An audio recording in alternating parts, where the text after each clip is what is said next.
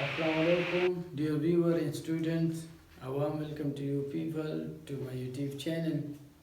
आज हमारा topic passive voice में है और ये हमारा लास्ट लेक्चर है पैसिव वॉइस पे।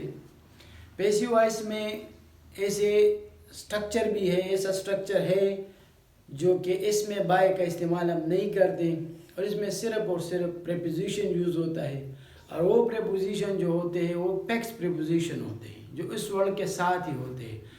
अगर इस सेंटेंसेस को जो किसमें जो वर्ड यूज़ हुए हैं इसको जब हम पैसिव में कन्वर्ट करते हैं तो वही स्ट्रक्चर होगा, लेकिन बाय का इस्तेमाल हम इसमें नहीं करते हैं। और ये क्वेश्चन ऐसे question examination point of view से बहुत ज़्यादा इम्पोर्टेंट है, क्योंकि हर तरह के एग्जामिनेशन में जो कि ग्रामर से एरिया लेते हैं तो फिर ऐसे क्वेश्चन इसमें ज़रूर होते हैं जो कि स्टूडेंट्स को कंफ्यूज करने के लिए वो पैटर्न बना देते हैं। तो इसमें बाय भी होता है और एन भी होता है, अफ भी होता है, वगैरह वगैरह तरह तरह के प्रीपोजिशन भी यूज़ होते हैं।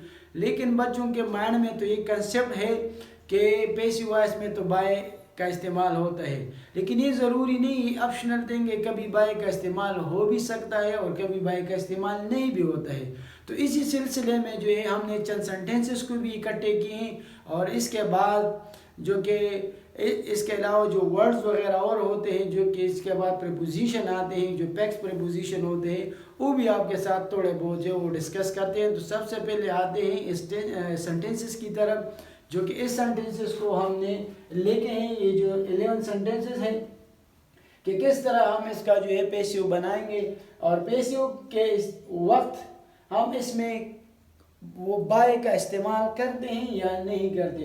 तो ये सेंटेंसेस ज़्यादातर जो है बहुत अक्सर एग्जामिनेशन पॉइंट ऑफ व्यू से आते हैं और इसी तरह और भी जो वर्ड इसमें यूज़ होते हैं वो भी आते हैं। तो आइए शुरू करते हैं कि एक सेंटेंस है जैसे कि द बॉटल कंटेन्स मिल्क। इसका मतलब कि बॉटल में जो है दूध है, यानी दूध से भरा हुआ है वगैरह वगैरह।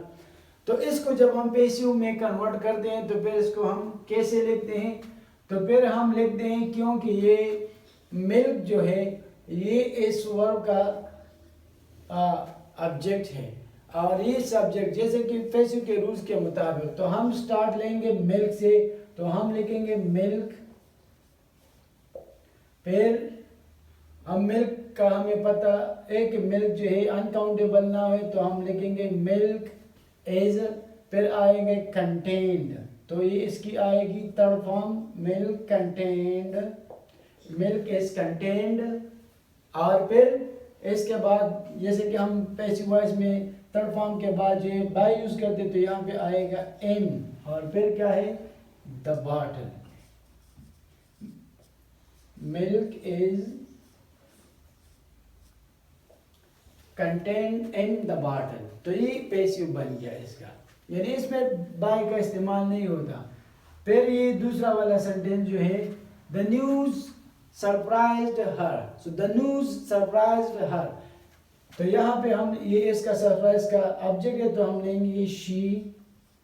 फिर जो है पास्ट इंडिपेंडेंट टेंस है तो हम लगाएंगे was, she was surprised,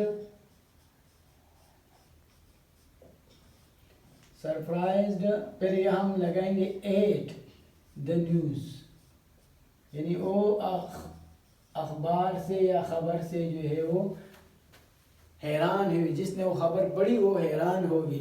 next है ही एनॉयड मी, तो यहाँ पे हम इसको लिखते हैं ही एनॉयड मी।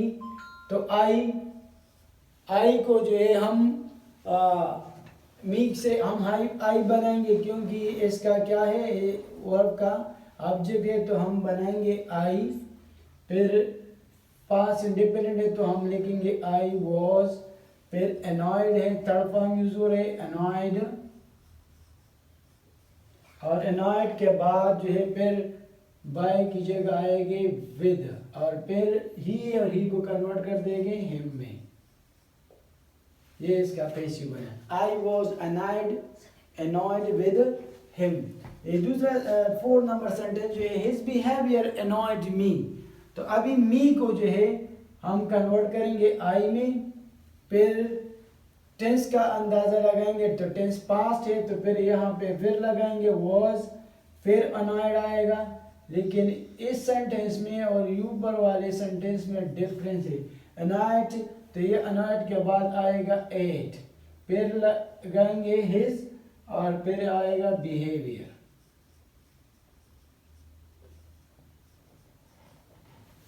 अभी आप कहेंगे कि यहाँ पे ऊपर तो हमने अनॉयड के साथ विद लगाया और नीचे वही सेंटेंस है इसमें एड लगाया।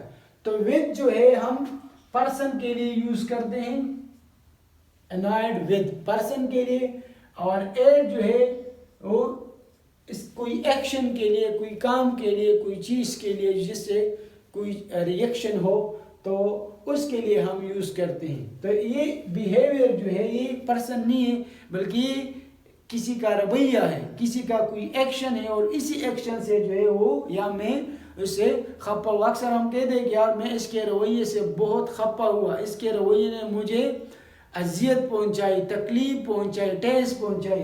तो बिहेवियर जो है वो अलग चीज़ है और हम जो है पर्सन है, तो पर्सन के साथ हम विद लगाते हैं ज़्यादातर, और विद हम जो है किसी ऑब्जेक्ट के साथ भी लगाते हैं। लेकिन हम बात करते हैं सिर्फ अनॉयड टर्म की, अनॉयड वर्ड की करते हैं कि अनॉयड के साथ जब विद आ जाए तो फिर इसके बाद पर्सन आएगा, और अनॉयड के बाद जब एड आ जाए तो इसके बाद फिर पर्सन नहीं, कोई एक्शन या कोई बिहेवियर वगैरह आएगा। अभी ये सेंटेंस जो है अली मैरिड जेसिका, तो अली ने जेसिका से शादी कर ली। तो अभी जेसिका जो है तो हम लगाएंगे यहाँ पे जेसिका। तो जेसिका क्योंकि जेसिका ऑब्जेक्ट है इस वर्ड की, तो जेसिका अभी मैरिड है तो हमें पता चले कि पास सिंपल टेंस है, जेसिका वाज, फिर आएगा मैरिड, और जब मैरिड आएगा तो फिर अली है, तो अली मैरिड के बाद आएगा टू अली, यानी अली के साथ उसकी शादी हो गई। Jessica was married to Ali, ये पैसिव स्ट्रक्चर है। ये वाला जो है ये एक्टिव है और ये वाला जो है ये पैसिव है, यानी ये पैसिव स्ट्रक्चर है और ये वाला जो है ये एक्टिव है, ये वाला एक्टिव स्ट्रक्चर है। फिर नेक्स्ट सेंटेंस जो है हर फेलियर शॉक्ड हर, तो शॉक्ड का ऑब्जेक्ट है हर, तो ये चेंज होगा शी में, शी, और फिर शॉक्ड है तो ये पास इंडेफिनिट, तो यहाँ पे फिर आएगा वाज, शी वाज, फिर आएगा शॉक्ड, शॉक्ड का थर्ड फॉर्म यूज होगा शी वाज शॉक्ड। फिर यहाँ पे जो है हर फेलियर है तो यहाँ पे आएगा एट, एट हर फेलियर, यानी उसकी नाकामी पे, यानी इसकी नाकामी पे उसको बहुत सदमा पहुंचा, बहुत शॉक हुआ, बहुत सदमा हुआ इसको। और ये वाला जो है ये इंट्रोगेटिव है, तो did her beauty please you, तो यहाँ डिड आया तो यहाँ जैसे कि हम पास सिंपल टेंस को जो है जब हम कन्वर्ट करते हैं पैसिव में तो इसकी जगह हम वाज वर ऑक्सिलरी लगाएंगे। तो यहाँ डिड है और यहाँ पे जो यू है, तो यू के लिए हम लगाएंगे क्या, वर लगाते हैं, वर, क्योंकि इंट्रोगेटिव को इसी तरह इंट्रोगेटिव में ही चेंज करना है, इसको पॉजिटिव में चेंज नहीं करना है। तो डिड की जगह हमने लगाया वर, फिर यहाँ पे लगाएंगे वर यू, ठीक है। तो फिर यहाँ पे बारी आती है वर्ब की, तो वर्ब लगेगा third form, were you pleased. फिर हर ब्यूटी रह गई तो फिर यहाँ पे हम लगाएंगे preposition with, with her beauty.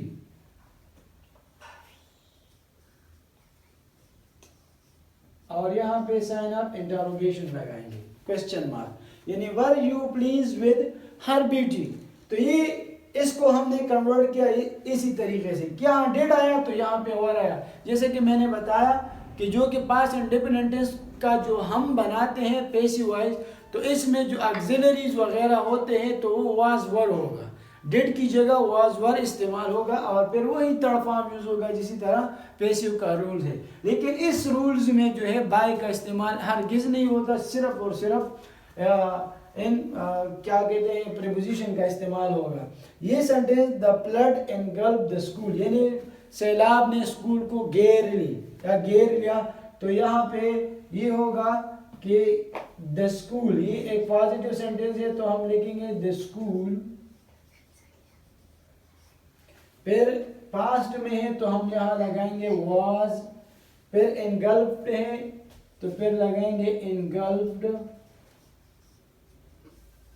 फिर एनगल्फ्ड द स्कूल तो फिर यहाँ पे हम लगाएंगे एनगल्फ्ड इन द फ्लड, तो फ्लड हमारा यहाँ हो गया इसका ऑब्जेक्ट, यानी the school was engulfed in the flood, यानी सैलाब ने स्कूल को घेर लिया और इसको एनगल्फ बाय नहीं बल्कि एनगल्फ्ड इन।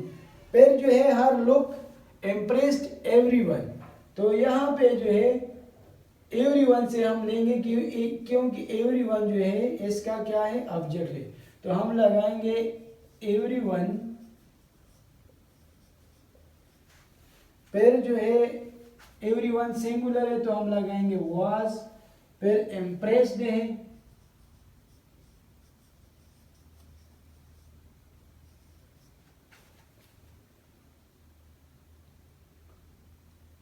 और फिर इम्प्रेस के बाद आएगा हर लुक, तो यहाँ पे हम लगाएंगे विद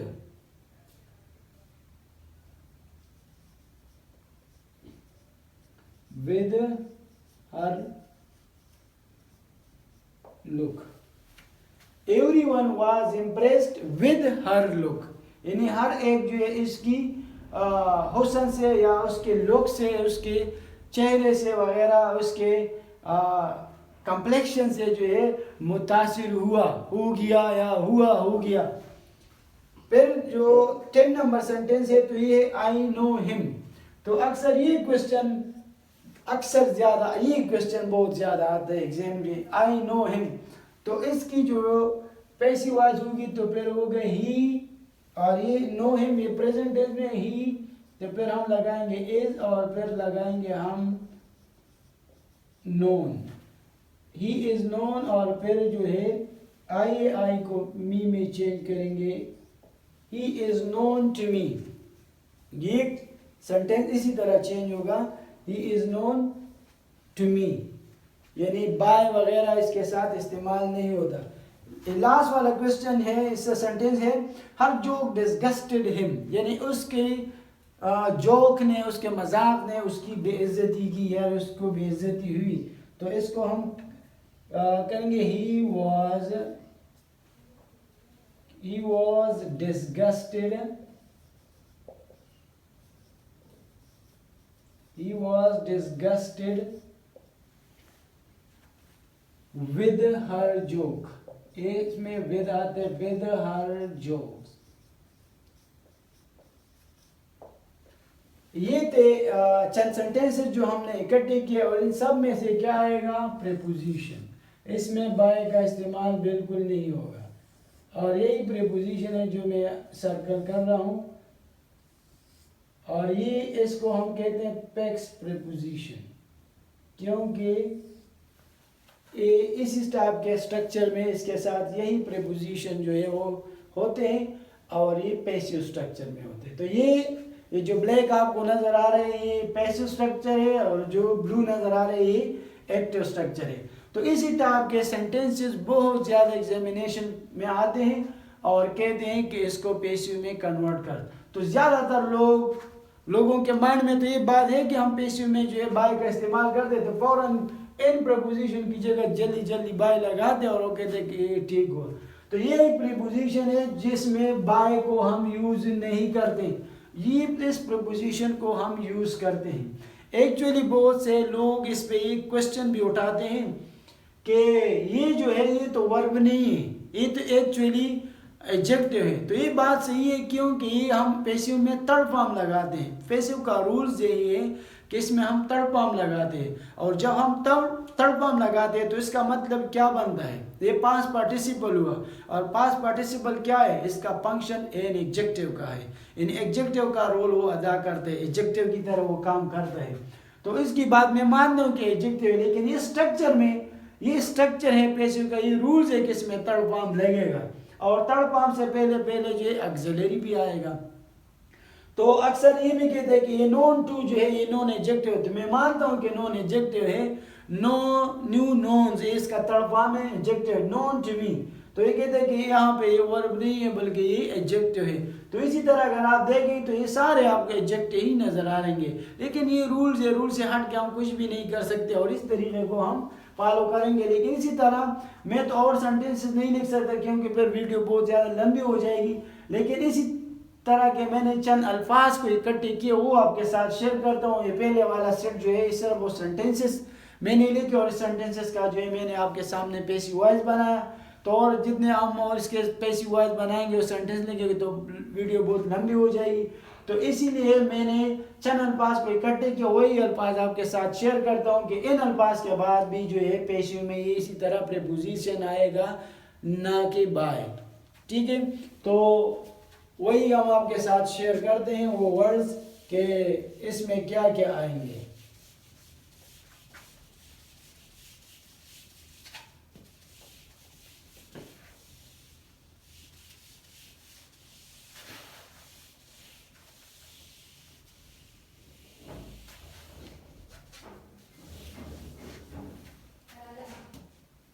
इसमें वर्ड्स प्रीपोजिशन है 8 और 8 प्रीपोजिशन जो है इसके साथ ऐसे वर्ड्स आते हैं जो कि जैसे कि इससे पहले हमने मिसालें दी कि पैसिव वॉइस में वही प्रीपोजिशन आते हैं। तो इन अल्फाज के साथ प्रीपोजिशन आते हैं, जैसे कि मैं लिखूं कि सरप्राइज,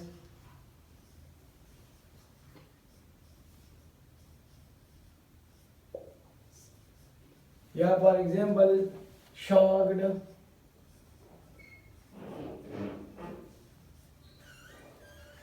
alarmed,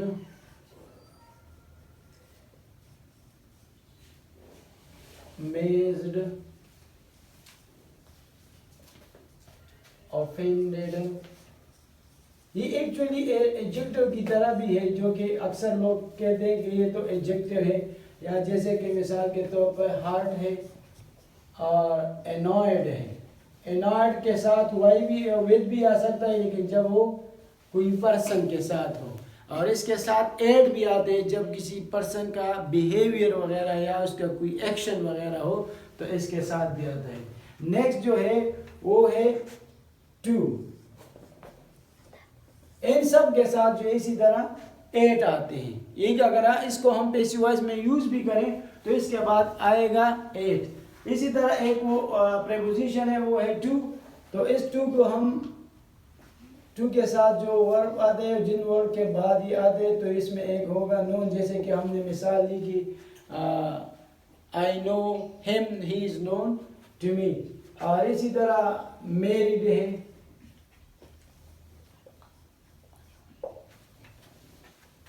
ओब्लाइज्ड है,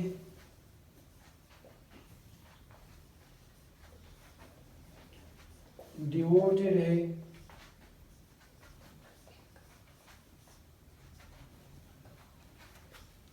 वगैरह वगैरह। ये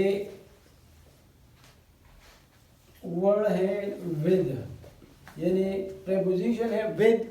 तो विद के साथ क्या कौन कौन से वर्ड्स आते हैं, या इसके बाद जो प्रीपोजिशन होते हैं पैक्स प्रीपोजिशन, तो वो होता है एनॉयड है, जैसे कि हमने कहा कि जब हम अब किसी पर्सन के लिए यूज करते हैं person, he for example he was annoyed with him, यानी उससे जो है वो नाराज हुआ या उससे वो खफा हुआ।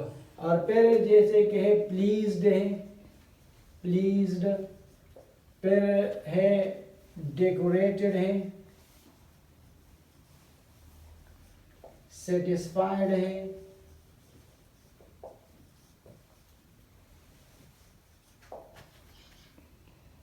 डिसगस्टेड है, जिस तरह हमने यूज भी किया, क्रेम्ड है, फिल्ड है,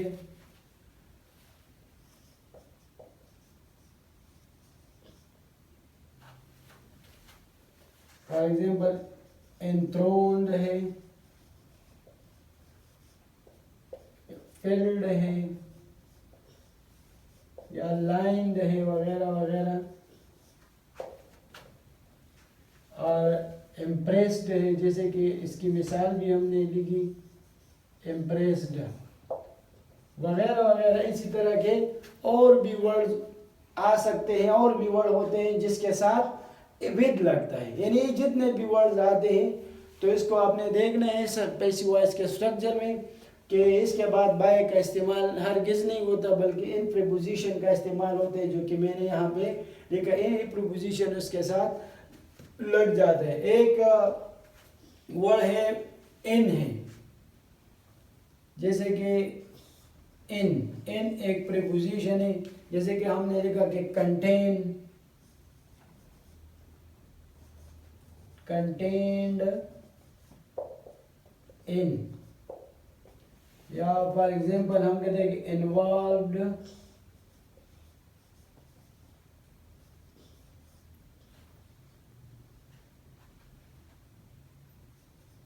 इन, या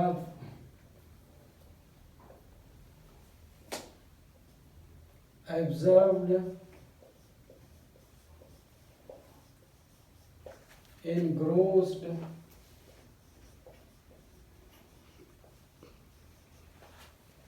engulfed,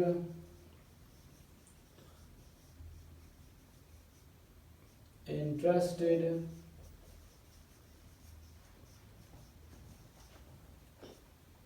embodied वगैरह वगैरह।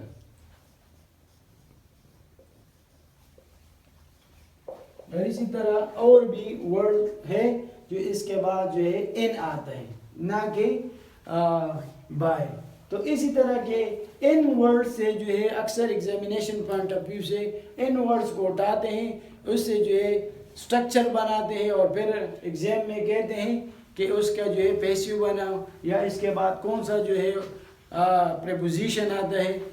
तो इन तरीके से लोग बच्चों को जो है या स्टूडेंट को कंफ्यूज करने के लिए वो यहाँ से क्वेश्चन उठा लेते हैं। तो यही चीज़ें हैं जो कि हमने आपके साथ शेयर की। इसी तरह और भी वर्ड्स हैं, ये नहीं कि बस यहाँ पे एक किस्सा ख़त्म हुआ, नहीं, और भी वर्ड्स है, लेकिन आपको हमने सिर्फ एक क्लू दी कि इसी तरह के वर्ड्स वगैरह जो होते हैं एग्जामिनेशन पॉइंट ऑफ व्यू से इसमें इन्वॉल्व करते हैं और बच्चों को कंफ्यूज और परप्लेक्स बना देते हैं और बच्चों के फिर पता नहीं चलता कि क्या होता है।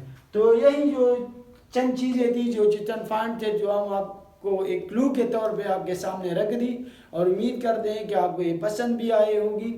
और ऐसे वीडियो के लिए जो जिसको हम आपके लिए ढूंढ के लाते हैं, तो हर वीडियो इंशाल्लाह जो हम आपके साथ शेयर करते हैं, तो ये एग्जामिनेशन पॉइंट ऑफ व्यू से इससे एग्जामिनेशन में बहुत ज़्यादा क्वेश्चन आ सकते हैं और आने का इम्कान है, क्योंकि हमारा एक्सपीरियंस में हो चुका है कि ऐसी चीज़ों को जो है हमने इकट्ठे किए हैं सिर्फ एग्जामिनेशन पॉइंट ऑफ व्यू से, और आपको तरह तरह के एग्जामिनेशन देना भी होंगे नौकरियों के लिए या एम्प्लॉयमेंट के लिए, जॉब्स वगैरह के लिए जो एग्जामिनेशन वगैरह होते हैं। तो इनमें ग्रामर ज़रूर होगा, और ग्रामर का जो ग्रामेटिकल एरिया है उन्हीं चीज़ों से जो है जो ज़्यादा कंफ्यूज और कॉम्प्लिकेटेड होती है उनसे वो क्वेश्चन उठा लेते हैं और क्वेश्चन बनाते हैं, जिससे पेपर बहुत ज़्यादा कॉम्प्लिकेटेड होता है। I hope you understand all these things.